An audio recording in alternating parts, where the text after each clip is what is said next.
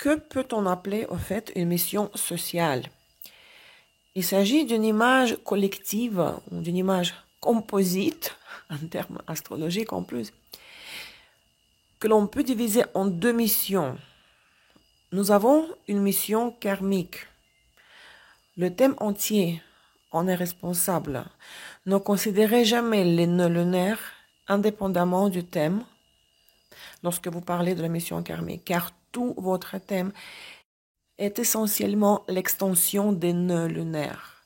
Les nœuds montrent pourquoi vous avez besoin globalement de votre thème, exactement de tel que le vôtre. Tandis que la mission karmique est le sujet du thème entier. Une mission sociale, c'est tout ce qui concerne votre quotidien, la vie simple. Comment je peux me montrer en général? Comment puis-je me réaliser en termes de carrière? Comment le natif doit se comporter dans la société, dans le monde, dans sa famille? Le moment suivant, dans la mission sociale, est la lune. Elle démontre comment je me reflète dans le monde. Le soleil est mon moi, mon sens, ce qui me rend heureux. Et la lune détermine à la fois les sphères professionnelles et les créneaux dans les affaires.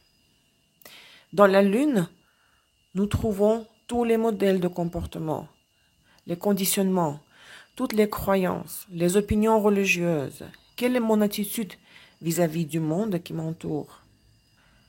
Il existe une telle pensée philosophique que la lune est plus sociale que le soleil. Le soleil vous représente, vous. Et à la société, il y a vous. Et ceux dont vous avez besoin de cette société. Et la lune incarne la société elle-même en principe. La façon dont vous la percevez. Et ce qu'elle signifie pour vous, cette société, ou le monde, ou l'environnement. Par conséquent, la lune est le point de départ pour déterminer les professions et les créneaux. Nous revenons vers la lune, nous nous référons à la lune très souvent, toujours, car elle reflète à quel point la personne sera généralement intéressée par telle ou telle sphère dans son activité professionnelle. S'il n'y a pas de soleil, si le soleil n'est pas là, si la personne vit dans la conscience lunaire, sur le pôle lunaire et non sur le pôle solaire, alors aucun diplôme, aucun trophée et aucun lien personnel, aucune connaissance des bonnes personnes, aucune de ces choses ne l'aideront à se réaliser pleinement dans la vie. Cela arrive très souvent et nous le voyons très souvent. Vous pouvez même essayer, si vous voulez, d'utiliser artificiellement ces connexions, les liens utiles avec les bonnes personnes. Vous pourriez même avoir un certain progrès, mais tout s'arrêtera là. Hein. S'il n'y a pas assez d'énergie solaire, soit vous vous retrouvez dans une impasse, soit il n'y aura aucune croissance sociale. Tout cela, c'est une histoire solaire. Dans le monde moderne, le thème de la dépression et de la mélancolie, de la fatigue chronique, devient de plus en plus grave. Ceci est directement lié à la mission sociale. L'approche de la fatigue, qui est généralement acceptée, est de la série qu'il vous suffira de dormir, de vous reposer, de récupérer. Mais la question est comment récupérer? Je vais vous dire un petit secret. Votre corps récupère très rapidement. Vous avez bien dormi et vous avez récupéré. Hein? Bien que chacun ait son propre rythme, bien sûr. Mais le corps récupère très rapidement chez tout le monde.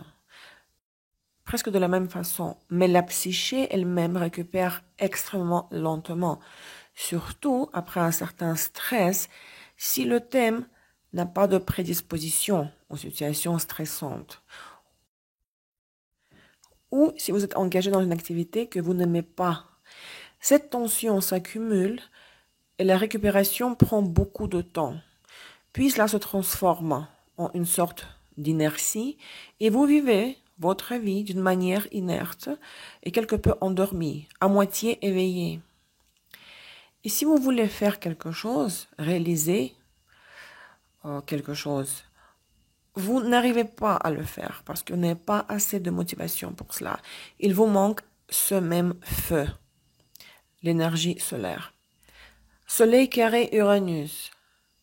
En quoi ai-je la carence qui ne me permet pas de me sentir entier? Qu'est-ce qui m'empêche de me sentir important? Je ne vois pas l'avenir. La vie passe dans le chaos. Je remets tout à plus tard.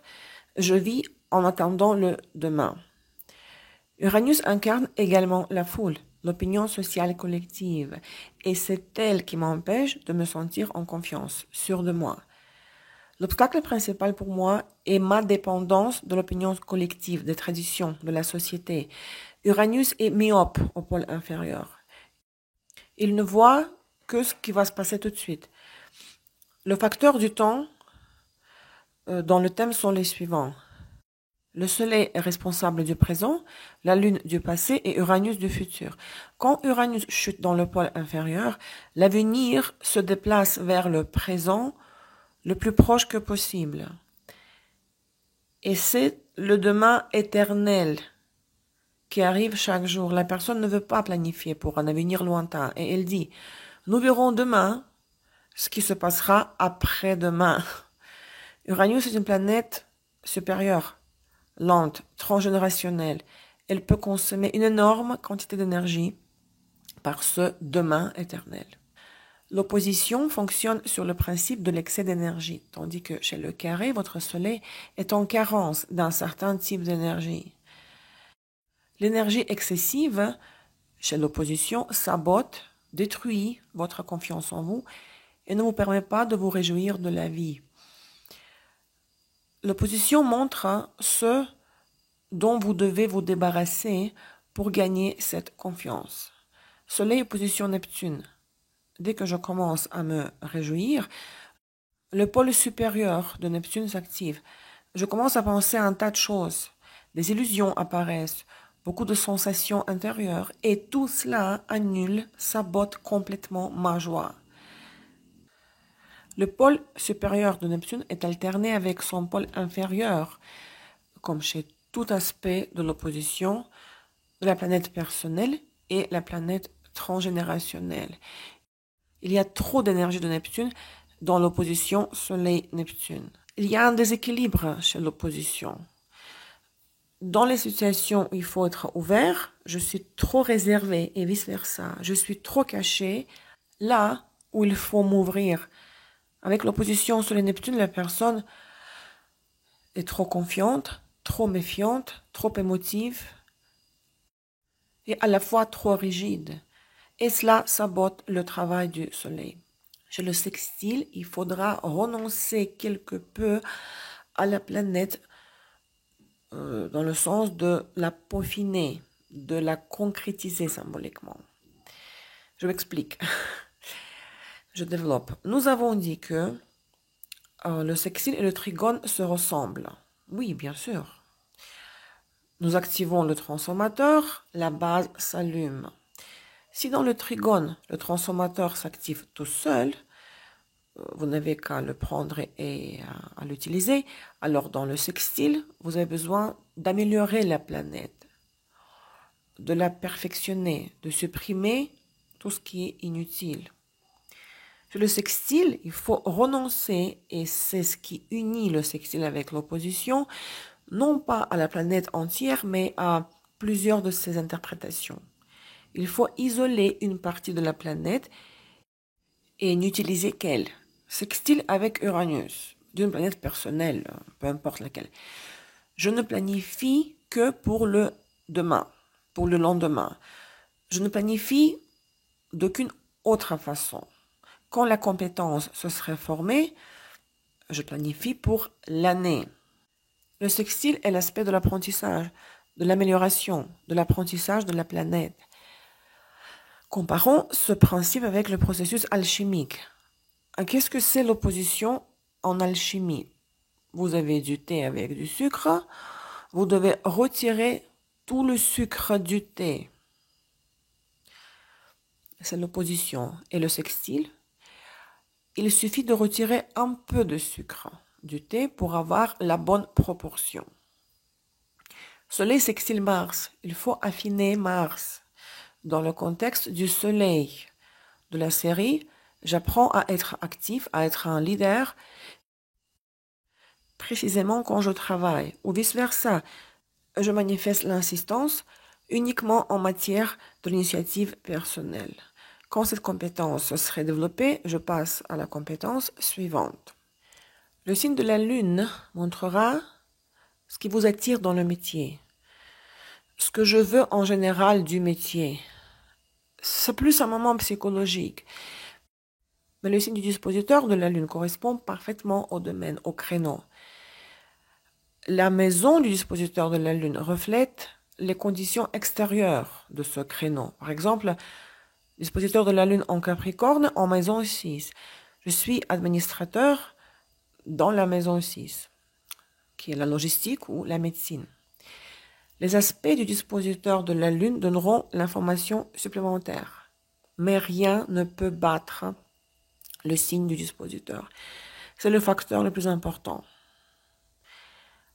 Les aspects de la Lune montrent vos caractéristiques psychologiques. Les aspects du dispositeur sont analysés spécifiquement pour le métier. Le carré peut être un obstacle vers la réussite dès la première fois. Si vous percez, si vous martelez, si vous insistez, ce créneau donnera un bon résultat. L'opposition donne les professions qui vont échouer. Vous obtiendrez peu de résultats en faisant de gros efforts. Il faut remplacer la planète en opposition au dispositeur par son essence opposée. Les trigones et les sextiles du dispositeur promettent des bonnes professions. Pour vous, par exemple, le sextile du dispositeur de la Lune au Soleil ajoute des caractéristiques du métier solaire, du métier du Soleil. Et c'est la qualité, le segment VIP, le marketing, les ventes.